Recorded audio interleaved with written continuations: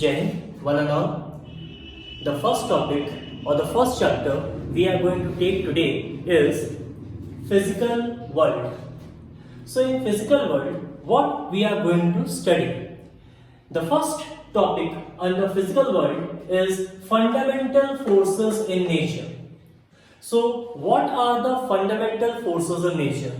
There are four fundamental forces in nature, that is gravitational force, weak nuclear force, electromagnetic force and strong nuclear force.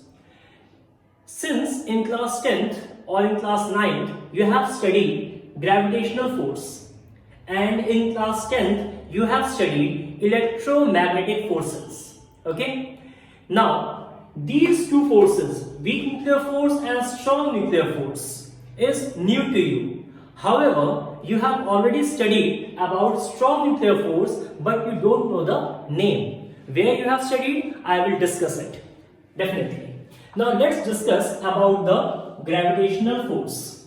What is the gravitational force? The force which acts between any two bodies in the universe. The force which acts between any two bodies in the universe by virtue of the masses. And this force is always attractive in nature. Gravitational force is always attractive in nature. What is the particle which is responsible for gravitational force? The field particle of gravitational force is graviton. The field particle of gravitational force is graviton. Graviton is that particle which determines that a force of attraction is going to be acted between two celestial bodies or any two bodies in the universe. Okay. Now we have few properties of the gravitational force that we have already studied. Let's recall the properties. The first one is the gravitational force is the weakest force in nature, that we have already studied. Second, the gravitational force obeys inverse square law. What is the inverse square law? If you do know the formula of gravitational force, we used to write that F is equals to gm1 m2 upon r square. So if we write F is inversely proportional to r square, this is the inverse square law, and I do know that we have all studied this formula in class 9th as well as somewhere in class 10th as well. So this is the inverse square law, and first point was the gravitational force is the weakest force in nature. The third point, we can say that the gravitational force is a central force. What do you mean by a central force? Suppose we have two bodies.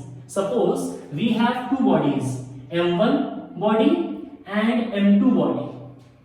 So due to gravitational force, this body will be attracting this body and this body will be attracting this body. This body will be attracting this body towards itself and this body will be attracting this body towards itself. So both the forces, both are applying force towards each other, and the force is a central force, means the force is acting towards the center. That's why it is known as central force. So gravitational force is the weakest force in nature. It obeys inverse square law and it is a central force. So we got the properties or the characteristic of the gravitational force, and the field particle which is responsible for gravitational force is known as graviton. Am I clear?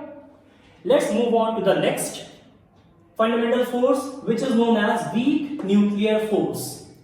Where do we see the weak nuclear force? Basically, the weak nuclear force always acts between the particles which is used to exhibit during the beta decay, which used to exhibit or which used to get released in the beta decay. Now, what is the beta decay? Obviously, when neutron converts into a proton in a nuclear fission, when neutron converts into a proton in a nuclear fission, such a type of process is known as beta decay. In that process, leptons and mesons do exist. So, weak nuclear force always exists between leptons and leptons. I am repeating, leptons and leptons, mesons and mesons, leptons and mesons. Now, there is a query in your brain that what are leptons, what are mesons? Again, two new words, leptons and mesons. So here we have the definition of leptons. Leptons are the subatomic particles which does not take part in strong interactions. Leptons are the subatomic particles. So what do you mean by subatomic particles? The atom is made up of the particles will be known as subatomic particles. Hopefully, therefore, electron, proton, neutron. Basically, proton and neutron stays inside the nucleus, whereas electron revolves around the nucleus. Hence, electron is a type of lepton.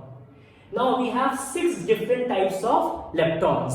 That is electron, electron neutrino, muon, muon neutrino, tau and tau neutrino. There is one very interesting thing you can say that matter is made up of molecules, molecules is made up of atoms, atoms is made up of electron, proton and neutron. Now, electrons are made up of or protons are made up of?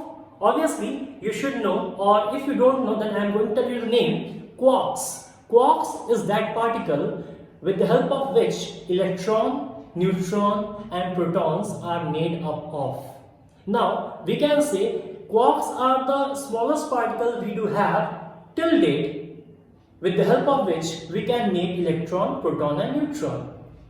So, as I have used the word leptons and mesons, weak nuclear forces acts between leptons and mesons. So, leptons, you got the value about leptons. Now, what are mesons? Mesons are the hard ionic particles. Mesons are the hard ionic particles which is made up of quarks and antiquarks. That is the basic concept why I am telling you about the quarks. You must have a query, sir, why are you telling about the quarks? Because quarks are responsible for making mesons. Okay? And we are also having a strong nuclear force whose field particle is mesons. That's why we have to study about mesons in a very limited number. But we should know what are mesons. Now, since I have not written over here, mesons have 144 different types. So obviously, it is no requirement to remember all the 144 types. Just know about the mesons. That mesons are hard ionic particles made up of quark and antiquark which are bounded together by strong interaction.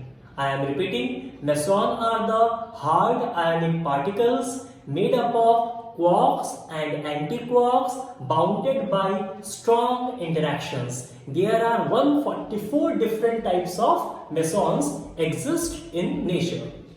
Now, let's move on to the electromagnetic forces. Again, you have studied the electromagnetic forces where you have studied in class 10th. There is a chapter, magnetism. In magnetism, you have studied Oersted experiment.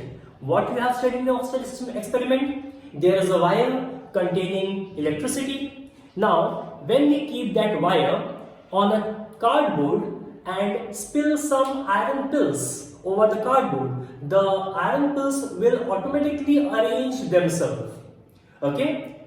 There is a right hand thumb rule. Apart from that, we can also say that if we put a magnetic compass near to that wire, the magnetic compass will show a deflection, which shows the presence of electric field can affect the magnetic compass. That means the presence of electric field ensures the presence of magnetic field. And in electromagnetic induction, you have studied because of the change of magnetic field lines, there is an existence of what? Electric field. That means electric field and magnetic fields are inseparable in nature. From Oersted experiment we have seen due to electric field we can observe magnetic field. From electromagnetic induction we can see that because of change of magnetic field lines there is a existence of electric field. So electromagnetic forces are the combined effect of electric field and magnetic field. Now we are going to have the properties again. So electromagnetic forces again follow inverse square law. It will also follow inverse square law. What about the strong nuclear forces? The strong nuclear forces exist, it only exists in between the nucleus. Strong nuclear forces only exist in between the nucleus. That means, suppose we are having an example, uranium. The atomic number of uranium is 92. The mass number of uranium is 256. So if we talk about the atomic number, 92. Number of protons are 92. Number of electrons will also be 92. Now, 92 number of protons is existing inside the nucleus. All the protons are positive in nature. There will be a repulsive behavior in between the proton. But there is a force which overcomes that repulsive behavior and compels the protons to stay inside the nucleus. And that force is known as strong nuclear force. Because of strong nuclear force only, inside the nucleus we can say that the proton exists in spite of having the repulsive forces among themselves. Therefore, the strong nuclear force is basically, you can say, responsible for the formation of atom. Because if protons do not exist inside the nucleus, then atom will not form.